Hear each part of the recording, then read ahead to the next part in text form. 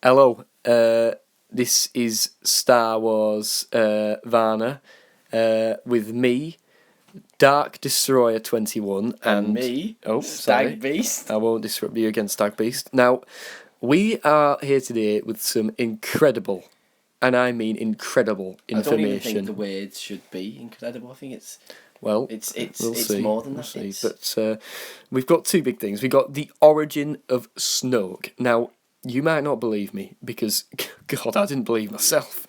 But the emails I have received from a man called Corge Glucas they seem pretty legit. And he was talking about some company called Fizney. Yes, and we just want to make sure that everybody knows the truth after that disgusting film that is called The Last Jedi. It made me sick. Listen, as a true Star Wars fan, I did not like Episode 7 because it was all nostalgia and it felt like Episode 4. Yeah. But you know why? I said to him, you go out there, be ballsy for the next one, be your own thing. But he did it wrong. No, they did it, but I hated it. Because you know why? Because I'm a true Star Wars fan. Well, I can't blame you. Yeah. Now, the first bit of news is groundbreaking. It is the origin of Snoke, and I can guarantee this is a page turner. He is from Birmingham. Now, you might think that's strange, but that's where he's from, and my good friend Stag Beast will go through the actual origin of him now, because you wouldn't believe it. Now, take it away, Stag Beast. Well, you know in Episode 4, when Luke was having breakfast with Uncle Owen and Aunt Beru, just when they died, the stormtroopers obviously killed him with the fire, but there was a little bit of blue milk left on the side, and it evaporated into the... Now, that is just fascinating. So you're telling me that he's... Carry on. It obviously evaporated, but Tatooine has two sons. He was born from two stars, which means he's doubly powerful. And that's why I don't know any Jedi who've got one star power. He's got two. I know.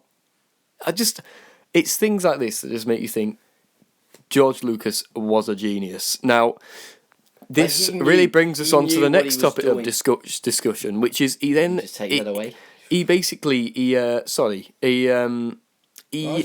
got rained onto planet Earth and froze in Birmingham, and from there on he learned a lot of his ways because he got the train from Birmingham to the Death Star in A New Hope. He didn't travel with London Midlands. No, he's travelled with Virgin trains.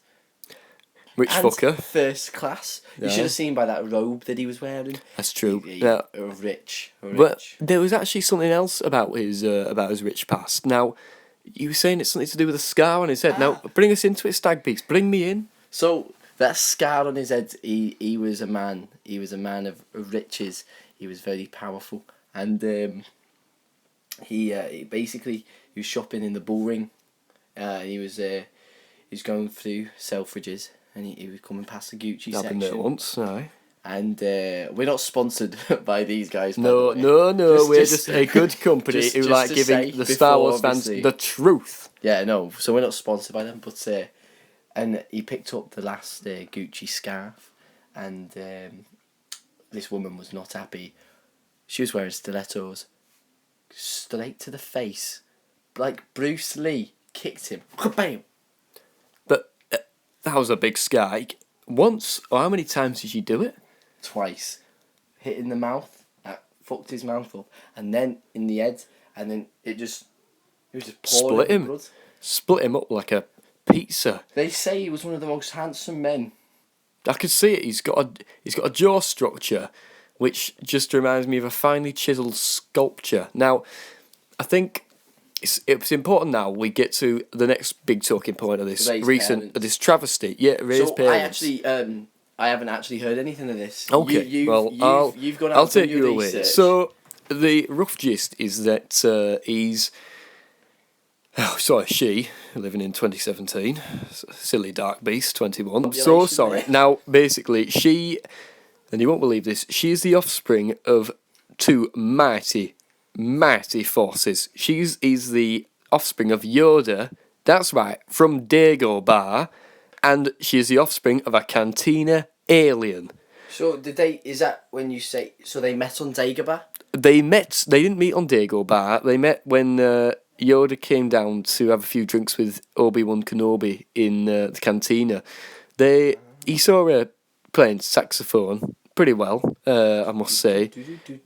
Yes, and he just got carried away. He had a one-night stand, crazy little green man, and yeah, that's how Rey was born. Now, it explains a lot. Oh, is that why you went to Dagobah? Yeah, aye.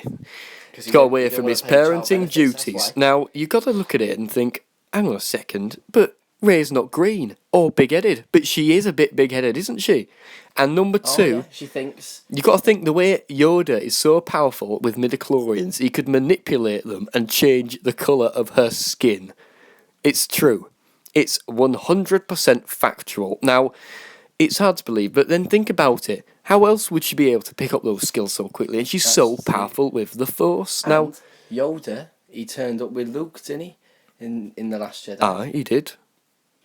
So, basically, guys, yeah, we just wanted to keep you up in the loop, catch you up, and just make sure you know all the details. So this film now is complete to you, because before we knew these details, we thought it was 2 out of 10.